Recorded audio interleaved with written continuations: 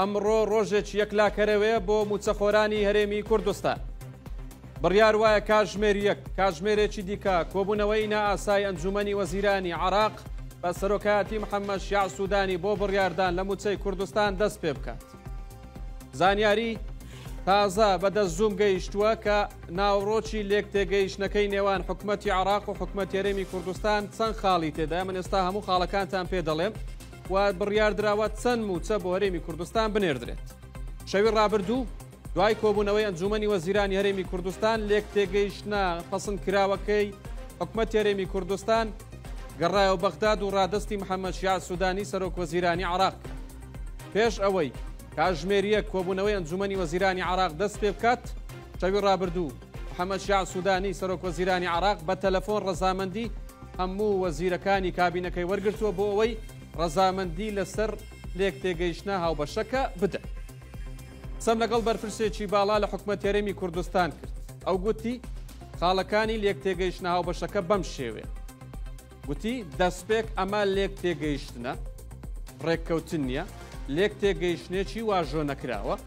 ڕێککەوتنی کۆتایی بڕیار وایە لە ماوەی 90 ڕۆژدا ئەنجام بدرێت و هەردوو حکوومەت لە ماوەی 90 ڕۆژدا کار لەسەرەوە دەکەن ڕێککەوتنێکی کۆتایی بۆ چارەسەرکردنی هەموو کێشەکان ئەنجام بدرێت. لە یەکێک لە خاڵەکانی ڕێککەوتنەکە داهاتووە بەغداد داوای لە حکوومەتی هەرێمی کوردستان کردووە لێک تێگەیشتنەکە ببورن.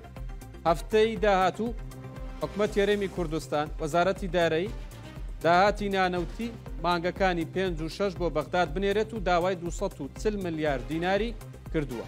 حکوومەتی هەرێمی کوردستان پەسەندی کردووە هەفتەی داهاتوو 240 میلیارد دینار لە داهاتی نانەوتی هەرێمی کوردستان لەلایەن وەزارەتی دارایی هەرێمی کوردستانەوە دەخرێتە سەر گەنجینەی فیدراڵی عێراق. ئەمە یەکێک لە خاڵەکان. داوا لە محەممەد شیاع سوودانی و حکوومەتی عێراق کراوە ئەمڕۆ بەلایەنی کەمەوە موچەی مانجی 5 خەرج بکرێت ئەگەر ڕێکارە ئیداریەکان ڕێگر نەبن لەبەرەوەی پێنجشەممەیە. بەڵام زانیاریمان دەستکەوتووە کۆبوونەوەکە ناگاتە کاتژمێرێک، بۆیە دەرفەت لە بەردەم حکوومەتی عێراق دەمێنێت تاوەکو کاتژمێر 3 ڕێکارە ئیداریەکان بۆ ناردنی موچەیە کە موچەی مانجی 5 تەواو بۆ ئەوەی هیچ نەبێت ئەمڕۆ موچەیەک بنێردرێت. هەفتەی داهاتووش موچەی مانجی 6 ڕەوانە بکرێت. لێک تێگەیشتنە هاوبەشەکە لێک تێگەیشتنێتی کاتی و سەرەتاییە بۆم باسکردن، دواتر کار لەسەرەوە دەکرێت لە ماوەی 90 ڕۆژدا ڕێککەوتنی کۆتایی ڕێککەوتنێکی کۆتایی واژۆکرا لە نێوان هەردوو حکوومەتدا ئەنجام بدرێت. بەڵام تاوەکو ڕێککەوتنی کۆتایی ئەنجام دەدرێت موچەی هەموو مانگەکان وەکو خۆی بە ڕێک و پێچی لە کاتی خۆیدا لەلایەن بەغدادەوە پەسەند دەکرێت وەکو لە لێک تێگەیشتنەکەدا هاتووە. بۆیە ئەمڕۆ کاتژمێریەک باگەرێکی زۆرەوە کۆبوونەوەکە ئەنجام دەدرێت. پێشوەختە سوودانی ڕەزامەندی وەزیرەکانی کابینەکەی وەرگرتووە کە دەنگ لەسەر لێک تێگەیشتنەکە بدەن هاوشێوەی کۆبوونەوەی دوێنێ ئەنجومەنی وەزیرانی هەرێمی کوردستان کە هەموو وەزیرەکان لێک تێگەیشتنەکەیان پەسەند کرد.